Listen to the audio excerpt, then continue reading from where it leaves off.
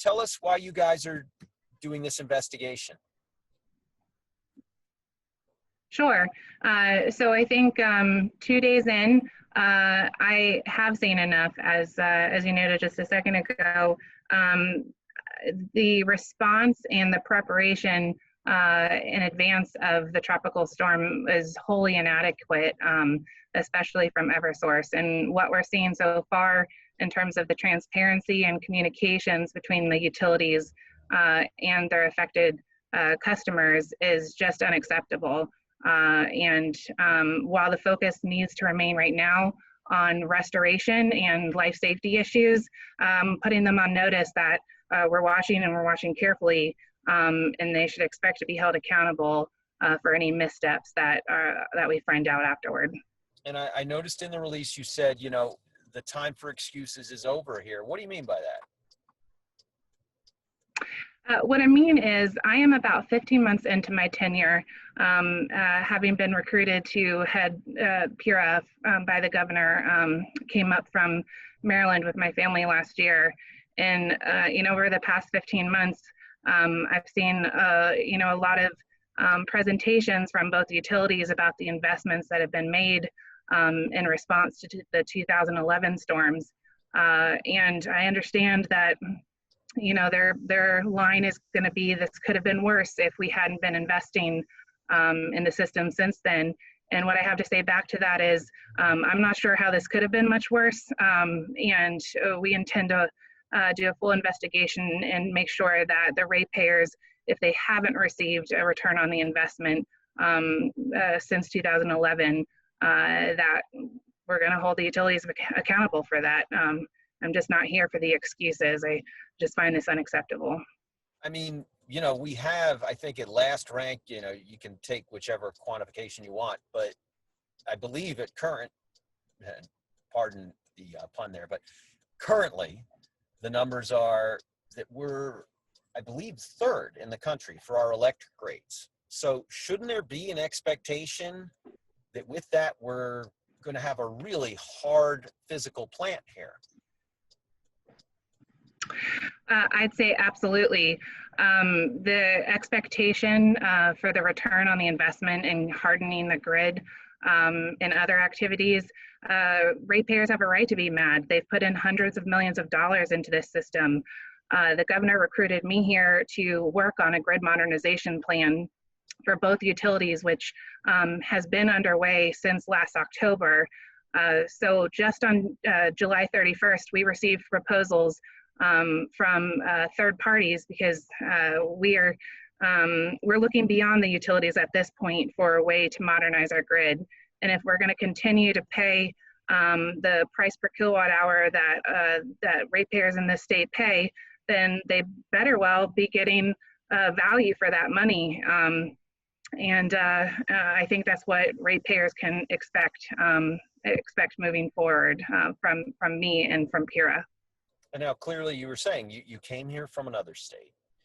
So tell us specifically where you think Eversource and UI have fallen down in this process. And clearly it's something different than you've seen and experienced in other states. It is.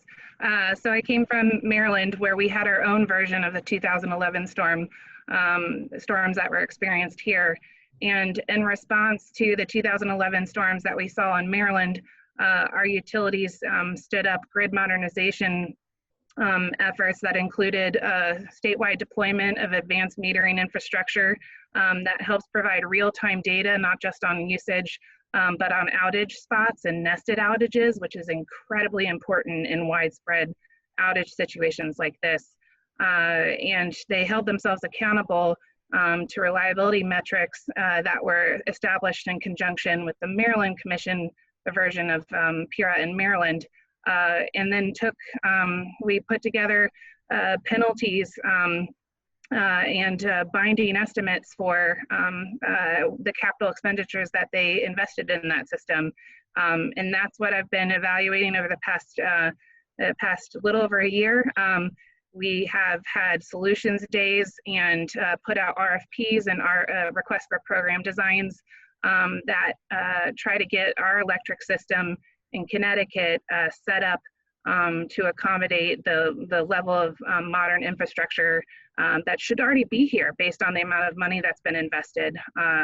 And that's my frank assessment at this point.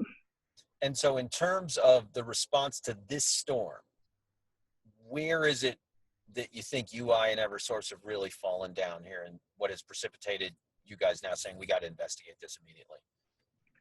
Sure. So we do, PURA is a quasi-judicial agency, so we are required to give both utilities due process and let them present evidence of why they feel that their response and preparations were appropriate. But at this point, I've seen enough from both the utilities to indicate that there's reason to believe that it hasn't been enough, specifically in the pre-staging of crews. Eversource fell down on that one dramatically, undervaluing and underestimating the number of crews that they needed to pre-stage for this event. There have also been a number of communication errors, not just between the utilities and the elected officials, but also between utilities and their customers, the folks that pay their bills on time and deserve insight and transparency into what's going on. And that lack of communication, I think, frustrates customers probably even more than the lack of power. Just the simple act of not knowing what's going on or when you can expect to be restored. And I'm looking forward to hearing the utilities out on why their responses and preparation were acceptable. But I think that there is going to be a strong counterparty in this case, and in the form of the Connecticut public, that is going to have a different opinion. Well, yeah, I mean, let's dial back a week, Marissa. And again, I know you're tight on time. I'll just have one or two more questions and that's it. You dial back a week and Eversource is defending these very robust rate increases that people are paying, saying this is how we have reliable power and a stronger, more hardened physical plant. And then here we are a week later, and it just seems like it's chaos. Yeah, I'd have to say that the timing, it's not a good look for either utility. You have to be careful because the rate increases last week are also under investigation by PURA. But I've heard everything that the utilities have said and that the legislature has weighed in on. And that is going to be a set of very enlightening investigations back to back on the rate increases and then the response and preparation. And again, if the ratepayers are not getting a return on the investment to deliver that power, the utilities are going to have to be held accountable. They're in the business of providing reliable power, and I just don't see how that's happened over this past week. And I mean, and this is, I promise, only one more. Am I right in the assessment that I've been hearing that the ROE for Eversource and for UI that's permitted by PURA are some of the highest ROEs in the country? Is that right? So I have to tell you, there has not been a rate case since I took over as chair. But so I can't comment on why they're set at the level that they're set at.